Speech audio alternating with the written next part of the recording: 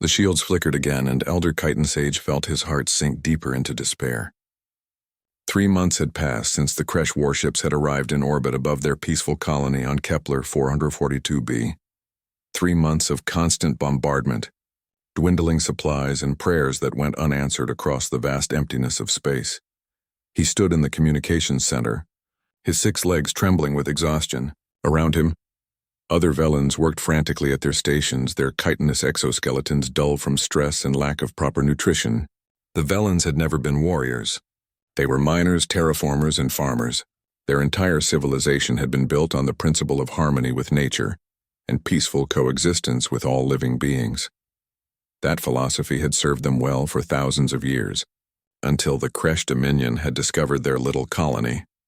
Communications Officer Vespa turned to face him, her antennae drooping with defeat.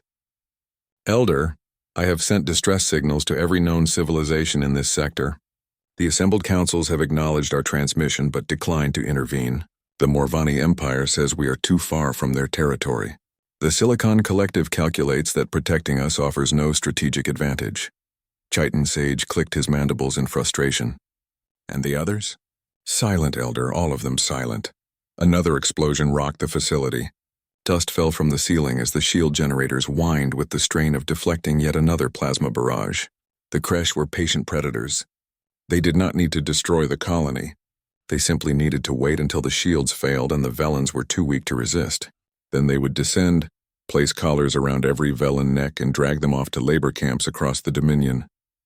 Chitin Sage had heard the stories. Entire species enslaved, their cultures erased, their children raised to serve Kresh masters. He would die before he let that happen to his people, but death seemed the only option left. "Expand the broadcast range," he said quietly.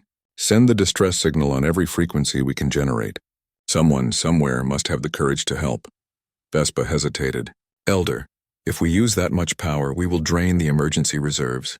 The medical bay will lose life support within hours. Do it anyway. If no one comes, the medical bay will not matter." Vespa bowed her head and began adjusting the communications array. Within moments, the entire facility dimmed as massive amounts of power were diverted to the transmitter. The distress signal, containing their location, their situation, and their desperate plea for help, shot out into space in all directions, touching frequencies that most civilized species had abandoned centuries ago. Hours passed, then days. The Kresh continued their assault, seemingly amused by the Velan's determination to survive. Commander Thraka, the leader of the Kresh fleet, had even sent a mocking message offering terms of surrender. The Velans would be worked only 12 hours per day if they submitted peacefully. They would be fed adequate rations. Their children would not be separated from their parents for at least 5 years. Chitin Sage had not bothered to respond. On the 7th day after the expanded broadcast, Vespa suddenly straightened at her console, her antennae standing straight up in surprise. "Elder, we have received a response." Chitin Sage rushed to her station as fast as his exhausted legs could carry him. "Who? Which civilization?" Vespa's mandibles clicked in confusion as she studied the data. "I do not know, Elder. The signal identifies itself as coming from something called the Earth Expeditionary Force. I have searched our entire database. There is no record of any species or civilization called Earth. Play the message." The communications console crackled with static. Then a voice emerged. It was strange, neither too deep nor too high, with an odd rhythmic quality that the Velans had never heard before. The translation software struggled for a moment before rendering the words in Velan language. Message received. Earth Expeditionary Force en route to your position. Hold your position and maintain shields if possible. Estimated time of arrival, 47 hours. Repeat, help is coming. Hold on. The communications center fell silent. Every Velan stopped working and stared at the console as if it might suddenly explain this impossible development. Earth? Chitin Sage whispered. Search every galactic database. I want to know who these beings are. The next hours were a flurry of research activity. The Velans discovered that Earth was a small planet, in an isolated spiral arm of the galaxy, far from any major trade routes or political centers. The dominant species there called themselves humans, and they had only achieved faster-than-light travel about a century ago. What they found in the limited records was deeply troubling. Humans had evolved as persistence hunters, chasing their prey until it collapsed from exhaustion. Their planet had been racked by countless wars, and they had nearly destroyed themselves with weapons of terrifying power. Even their own history records showed that they had committed atrocities against their own kind, dividing themselves by arbitrary characteristics and fighting over resources, beliefs, and territory. "Elder," Vespa said nervously, "are we certain we want these humans to come? They seem very violent." Chitin Sage looked at the shield readouts. They were down to 20% capacity. "We have no choice. If they do not come, we will all be slaves by tomorrow evening." But privately, Chitin Sage wondered if they were simply trading one monster for another. What did these humans want? Why would they travel across hostile space to help a species they had never met? Nothing in galactic politics suggested that anyone did anything without expecting something valuable in return. The Kresh intercepted the human transmission as well. Commander Thraka reviewed the message with his officers, and their reaction was loud, mocking laughter. "Humans," Thraka growled, his scales rippling with amusement. "I have never heard of them." "Have any of you?" His intelligence officer checked the military databases. "Commander, Earth is a minor world in Sector 447. They have no significant military presence on record. No territorial disputes. No trade agreements. They are galactic nobodies. How many ships could such a worthless species possibly send? 2? 3? Unknown, Commander. But logic suggests they cannot field a significant force. They have no allies, no resources, no experience in galactic conflict." Thraka leaned back in his command chair, his tail swishing with satisfaction. "Then we will crush these foolish humans along with the Velans. It will be a valuable lesson to any other species that considers interfering with Kresh expansion. Increase bombardment intensity. I want those shields down before these humans arrive." Below, in the colony, Chitin Sage gathered his people in the central assembly hall. Hundreds of Velans looked up at him with desperate hope in their multifaceted eyes. "My friends," he began, his voice amplified throughout the chamber, "I will not lie to you.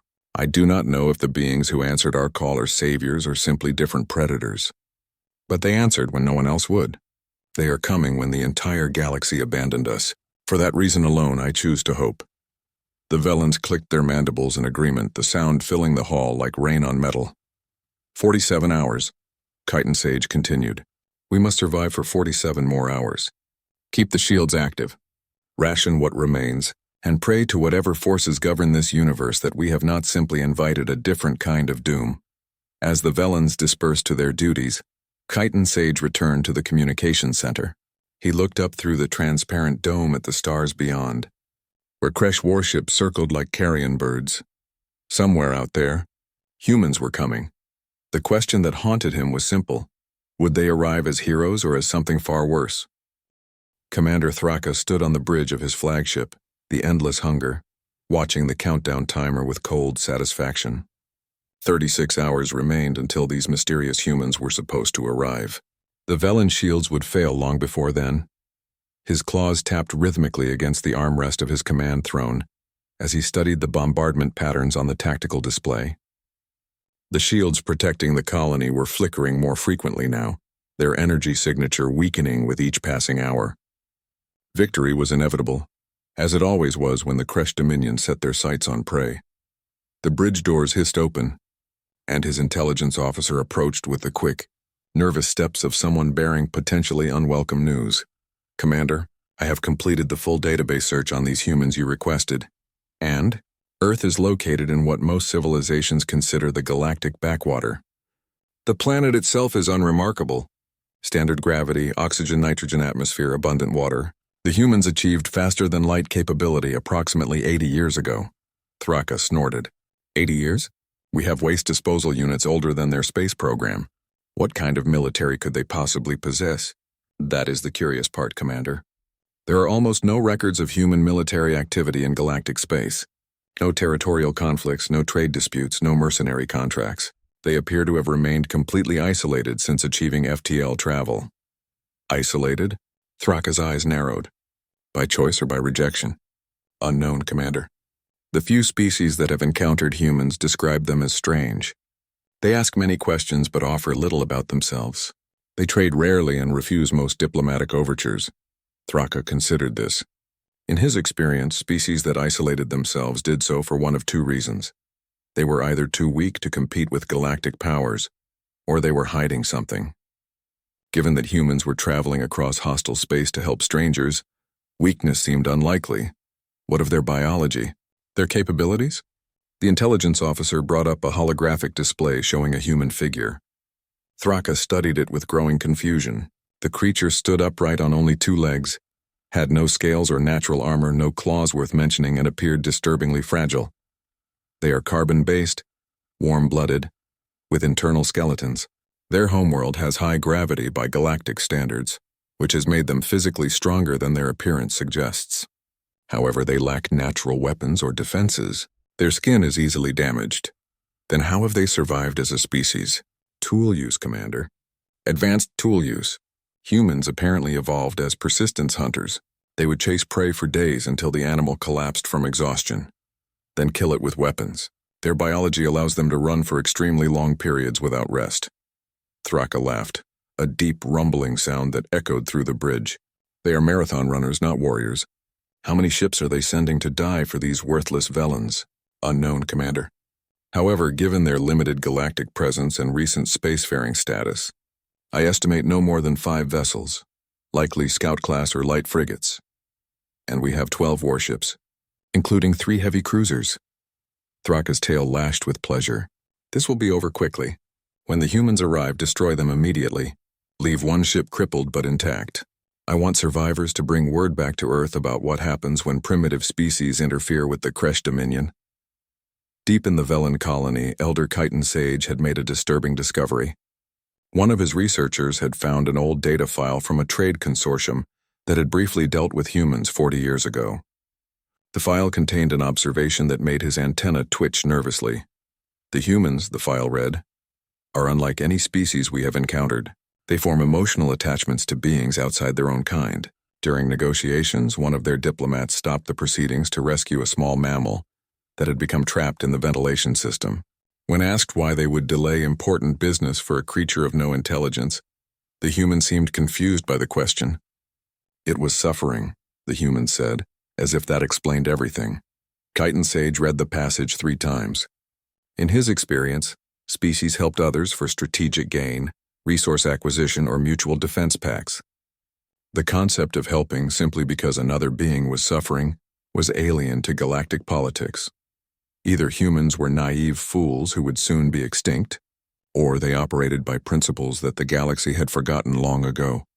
He did not have long to ponder this mystery. Vespa burst into his chamber, her antennae vibrating with excitement and terror. Elder, the humans have arrived. What? But they are not due for another 34 hours. They are here now, Elder. They have dropped out of faster-than-light travel at the system's edge. Chitin Sage rushed to the command center, his heart's pounding. On the main display, sensors showed the impossible. The human fleet consisted of 47 warships of various sizes. The largest vessels were massive, nearly twice the size of Kresh heavy cruisers. The smaller ones moved in tight formations around the larger ships like protective offspring. 47 ships, for a species that supposedly had no military presence in the galaxy. For strangers they had never met. For a colony that could offer them nothing in return. Aboard the Endless Hunger, chaos erupted on the bridge. Alarms blared as the sensor displays updated with the new contact information. Commander, the tactical officer shouted. I count 47 human vessels, frigate class to dreadnought class. They are forming a battle formation and advancing toward our position. Thraka stared at the display, his mind racing. This was wrong. This was all wrong. New spacefaring species did not possess this kind of military capability. They did not send fleets this large to protect aliens they had never met. Battle stations, he roared. All ships prepare for combat. We may be outnumbered, but we are Kresh. We have conquered 100 worlds and enslaved 50 species. These soft-skinned apes will learn the price of challenging us. The human fleet continued its advance, and then a message broadcast across all frequencies in perfectly translated Kresh language. Kresh Dominion Forces. This is Rear Admiral Chen of the Earth Expeditionary Force. You are currently in violation of Sapient Rights Protocol, Article 7, which prohibits aggressive military action against non-hostile civilian populations. You are ordered to withdraw from this system immediately. You have 1 hour to comply. Failure to withdraw will be interpreted as hostile intent, and we will respond accordingly. Thraka's scales flushed dark red with rage. Sapient Rights Protocol? There is no such protocol. They are inventing laws. His intelligence officer checked the databases frantically. Commander, they are correct. The Sapient Rights Protocol was established 200 years ago by the Galactic Assembly. Article 7 does indeed prohibit what we are doing. However, enforcement has been selective and many species ignore it. Selective enforcement means it is not a real law, Thraka growled. It is a suggestion, and the Kresh Dominion does not take suggestions from anyone.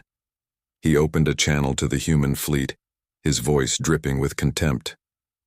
Admiral Chen, this is Commander Thraka of the Kresh Dominion. You have no authority here. This system is unclaimed territory, and these Velans are legitimate salvage. Furthermore, you are outnumbered. I have 12 warships crewed by the finest warriors in the galaxy. Return to your pathetic little world before we add Earth to our list of conquests. There was a long pause before the human admiral responded. When the voice came through again, it had changed. The diplomatic formality was gone, replaced by something cold and hard. Commander Thraka, let me explain something to you.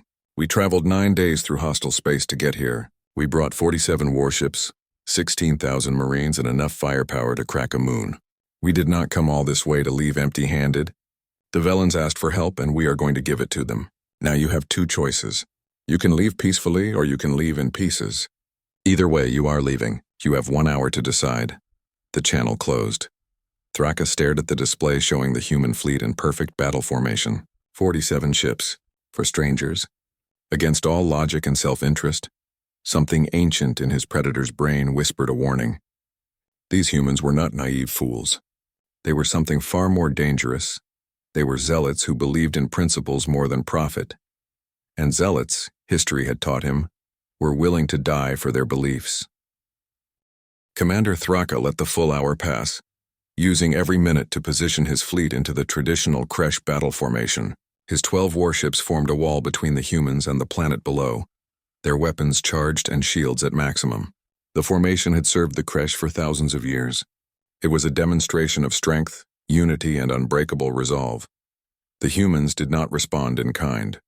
Their fleet spread out in what appeared to be complete chaos. Ships moved independently, breaking from formation and repositioning seemingly at random. Some accelerated directly toward the Kresh line.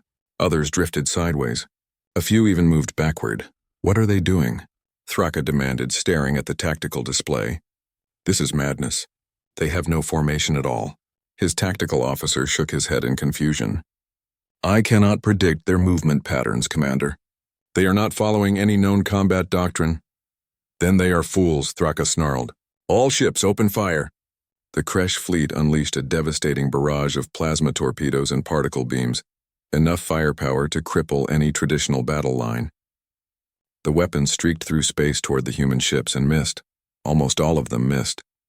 The human vessels moved like nothing the Kresh had ever seen.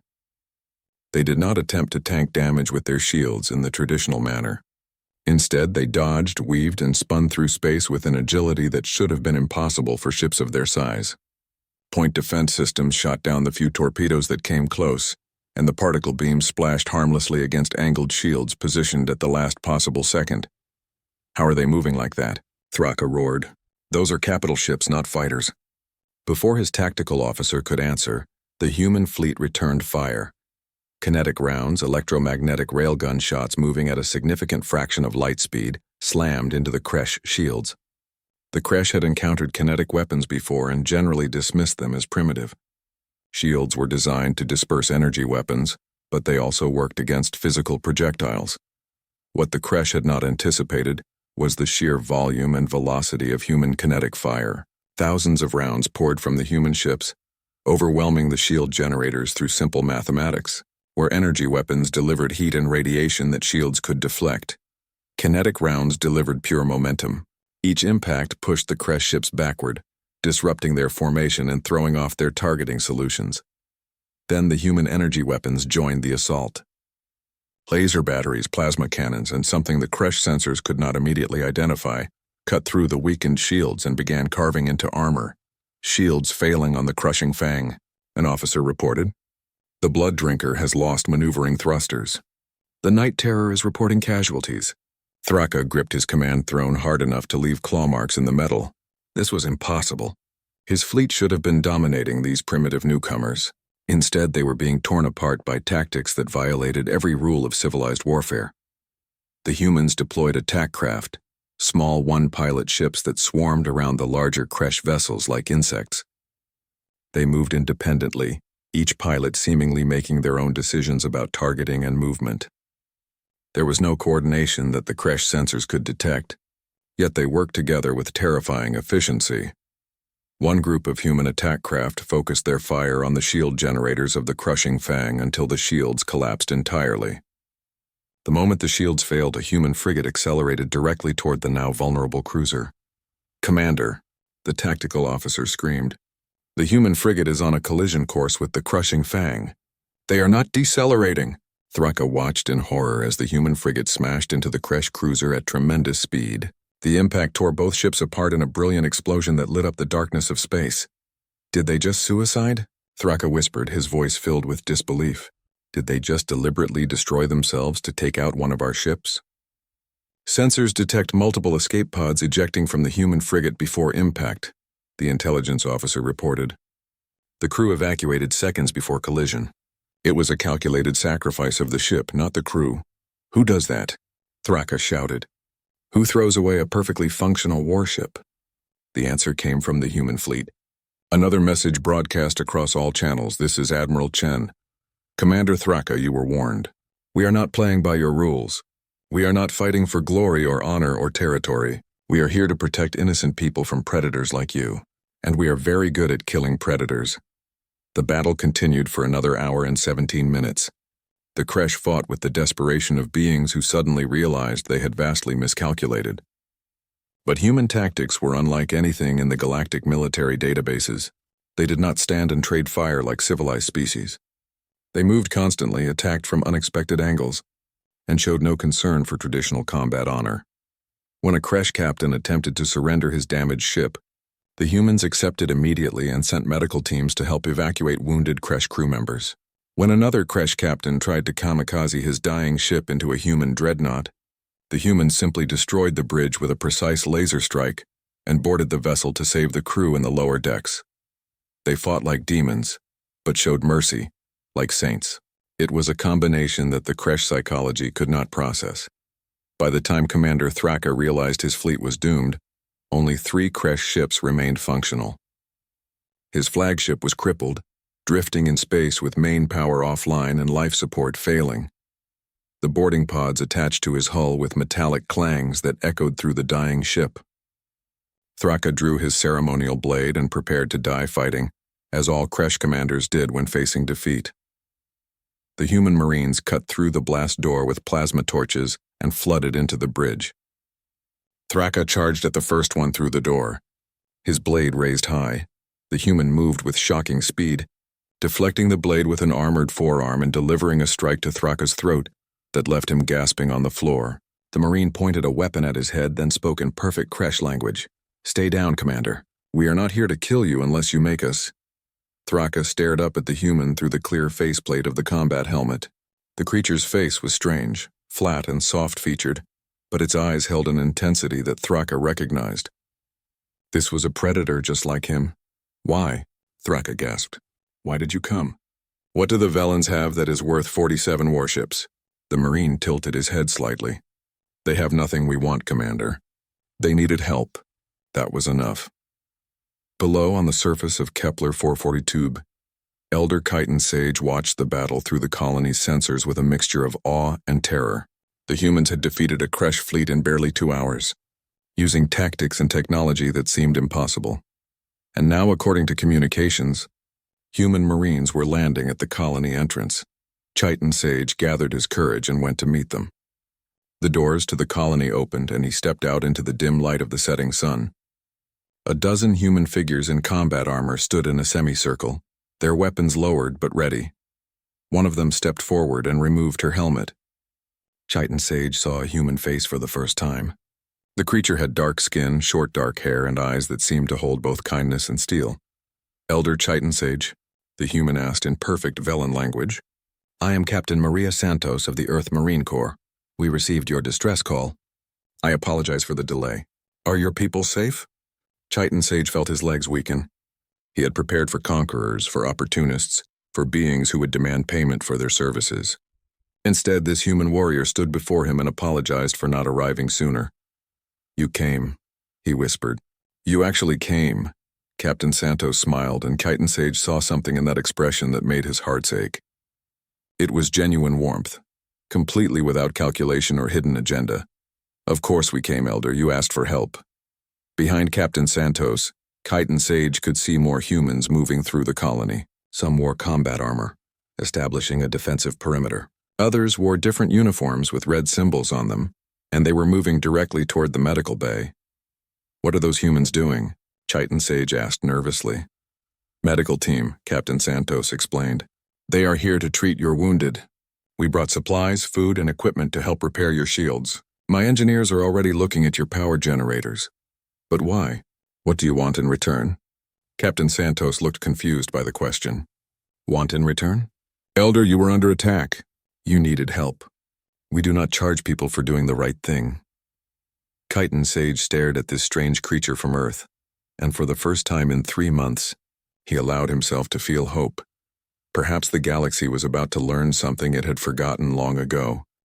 3 days had passed since the battle, and Elder Chitin Sage still could not fully comprehend what he was witnessing.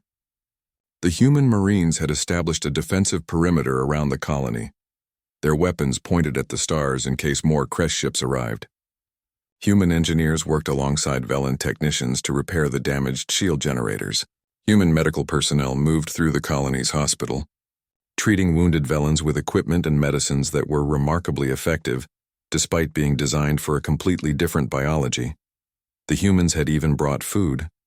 Real food, not the recycled protein paste that the Velans had been surviving on for weeks.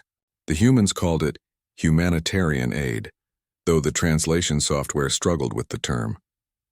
The closest Velan equivalent meant gift to those who suffer, but even that did not capture the full meaning.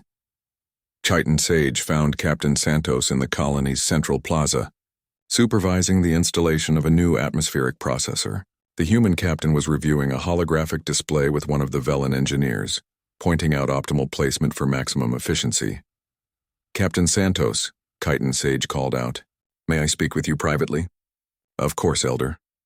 Santos handed the datapad to the engineer and followed Chitin Sage to a quiet observation deck overlooking the colony's terraced gardens.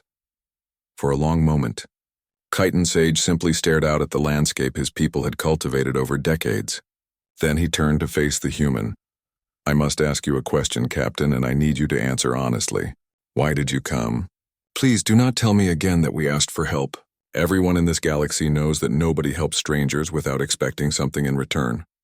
What does Earth want from us?" Captain Santos was quiet for a moment, her strange human face showing an expression that Chitin Sage had learned to recognize as thoughtfulness. "You want the honest answer?" she finally said. "Earth wants nothing from you, Elder. We came because you were in trouble and we could help. That is the entire reason, but that makes no sense." Chitin Sage's antenna vibrated with frustration. "You brought 47 warships across hostile space. You lost a frigate and 73 Marines in the battle. You are spending enormous resources to repair our colony and feed our people. There must be some calculation, some benefit that we are not seeing." Santos sighed and leaned against the railing, looking out at the gardens. "Elder, can I tell you a story about Earth history? If you believe it will help me understand. About 80 years ago, before we achieved faster-than-light travel, Earth was a mess. We had divided ourselves into hundreds of nations, and we fought constantly over resources, beliefs, and territory. We nearly destroyed ourselves several times. But throughout all that chaos, there were always people who helped others simply because it was right. Doctors who traveled to war zones to treat the wounded. Teachers who educated children in poverty. Volunteers who rescued people from natural disasters. They gained nothing from these actions except the knowledge that they had made a difference. Chitin Sage clicked his mandibles skeptically. "Those are individuals, Captain. You are talking about government policy. Governments always act in self-interest." "You would think so, wouldn't you?" Santos smiled sadly. "But when Earth finally unified and joined the galactic community, we discovered something that horrified us. We found a galaxy where the strong dominated the weak, where slavery was tolerated, where species like yours could scream for help and be ignored because helping was not profitable. and we decided that we would not accept that reality. So Earth seeks to conquer the galaxy? To impose your values on others?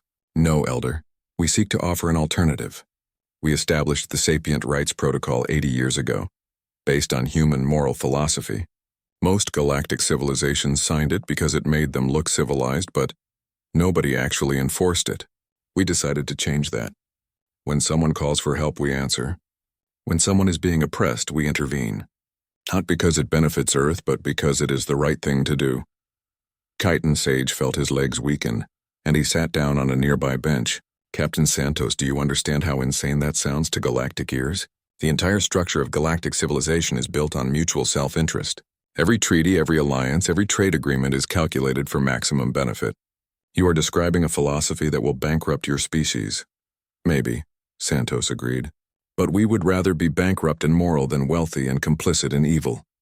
Before Chitin Sage could respond, Vespa came running onto the observation deck, her antennae waving frantically. Elder. Captain, we are receiving multiple transmissions from across the galaxy. The news of the battle has spread. Everyone wants to know about Earth and the humans. The next hours were chaotic. Messages poured in from dozens of civilizations. Some were curious, some were alarmed, some were angry. The Kresh Dominion sent a formal demand for reparations, claiming that Earth had attacked their ships without provocation and demanding compensation for the destroyed vessels. The most significant message came from the assembled councils, the closest thing the galaxy had to a central government. They demanded that human representatives travel to the council homeworld to explain their actions and their intentions. 5 days later, Ambassador David Okafor arrived at the colony aboard a human diplomatic vessel. He was an older human with dark skin and gray hair, and he carried himself with a quiet dignity that reminded Chitin Sage of ancient scholars from Velan history. Elder Chitin Sage, Ambassador Okafor said with a respectful bow, I am here to formally establish diplomatic relations between Earth and the Velan people, if you are willing. Ambassador, we have nothing to offer Earth in return. Our colony is poor, our resources limited. We cannot repay you for what you have done. We do not require repayment, Elder. However, if you are willing, Earth would like to establish a joint research station here.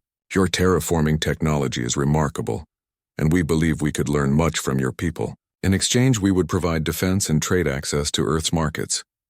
Chitin Sage stared at the human ambassador. You want to learn from us? But we are pacifists.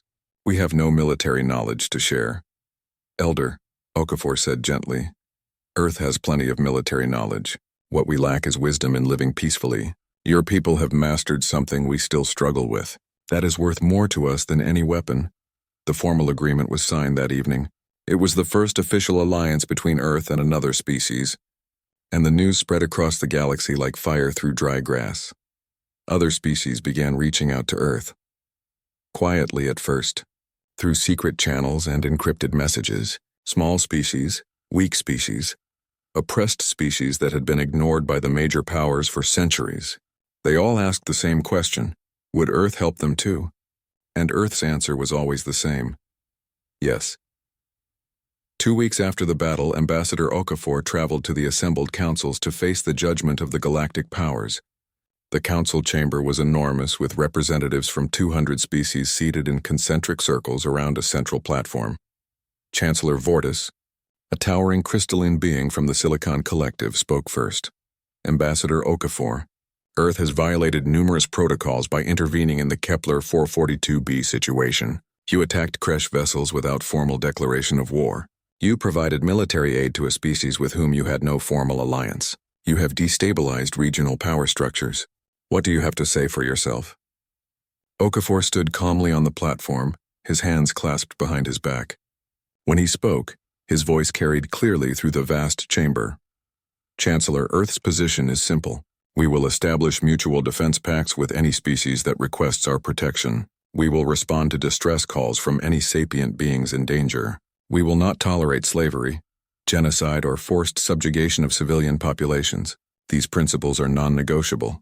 The chamber erupted in shouts and protests. Species that profited from slavery or conquest roared their objections. Even some of the peaceful species seemed alarmed by this declaration. You cannot simply decide to enforce your morality on the galaxy. roared Representative Thraka Prime of the Kresh Dominion, Commander Thraka's superior. You are a young species with no right to interfere in affairs that predate your civilization by millennia. I disagree, Okafor said calmly. Slavery is not a cultural practice we must respect. It is a crime against sapient beings. Genocide is not a political matter open to debate, it is evil. And Earth will not stand by and watch evil triumph simply because opposing it is inconvenient. This is madness, shouted the representative from the Morvani Empire. You will bankrupt yourselves trying to police the galaxy. You will make enemies of every powerful species. Earth will be destroyed. Perhaps Okafor agreed. But we will be destroyed standing for something we believe in. Can all of you say the same? The chamber fell silent. Then Elder Chiton Sage, who had been granted permission to speak as a witness, stood from his seat in the gallery. Honored representatives, he began, his voice amplified throughout the chamber. For 3 months my people cried out for help. We sent distress signals to every species in this chamber, and you all were silent. Some of you acknowledged our transmissions but declined to help. Others simply ignored us. We were going to die, and not one of you cared enough to intervene. He paused. His Anton 6 months had passed since the battle above Kepler 442b, and the galaxy had changed in ways that no one could have predicted. The Velen colony had transformed into a thriving joint research station. Human engineers worked alongside Velen scientists, sharing knowledge and building technologies that neither species could have developed alone. The population had tripled as Velens from other worlds came to see the place where everything had changed. They came to see the species that had answered their call when no one else would. Captain Maria Santos stood in the newly constructed memorial garden at the center of the station. 73 names were carved into a wall of polished stone, one for each Marine who had died defending people they had never met. The names were written in both English and Velen script, and fresh flowers were placed at the memorial every day by Velen colonists who wanted to honor the fallen. She was not alone. Elder Chiton Sage stood beside her, as he often did these days. The old Velen had become something of an ambassador for his species, traveling to Earth several times to speak about the partnership between their peoples. I received interesting news today, Chiton Sage said quietly. The Mylar Collective has formally requested Earth's protection. They are the 17th species to do so. Santos nodded. I heard. The Senate is still debating whether we can actually protect 17 species scattered across half the galaxy. Some people think we are overextending ourselves. Are they right? Santos was quiet for a moment, watching a group of human and Velen children playing together in the gardens. The children had invented a hybrid game that combined elements of both cultures, and they switched between English and Velen language without seeming to notice. Maybe, she admitted, but what is the alternative? Ignore them? Let them suffer because helping is inconvenient? That is not who we want to be, even if it costs you everything. Even then. Before Chiton Sage could respond, Vespa hurried toward them, her antennae vibrating with excitement. Captain! Elder, you need to see this. The news feeds from across the galaxy. They followed her to the communications center, where dozens of screens showed broadcasts from various galactic news networks. The images were stunning. On world after world, protests were erupting. Not protests against Earth, but protests demanding that their own governments adopt human principles. On the Morvani homeworld, millions of citizens marched through the capital demanding an end to their empire's slave trade. On the Silicon Collective's primary station, workers were striking and refusing to produce weapons for aggressive species. Even in the heart of the Kresh Dominion, there were reports of civil unrest as younger Kresh questioned whether conquest was truly their only path. The idea is spreading, Vespa said with wonder in her voice. What Earth did for us has inspired people across the galaxy. They are asking why their own governments did not help. They are demanding change. Santos felt a chill run through her. This could start wars. When you challenge power structures this fundamental, the powerful do not give up peacefully. Perhaps, Chiton Sage agreed. But the alternative is to allow injustice to continue unchallenged. Is that better? The news from the assembled councils confirmed Santos's fears. The galaxy was fracturing into two camps, progressive species that wanted to embrace the sapient rights protocol and enforce it across the galaxy, traditional powers that saw Earth's philosophy as a threat to the natural order of strong species dominating weak ones. Tensions were rising.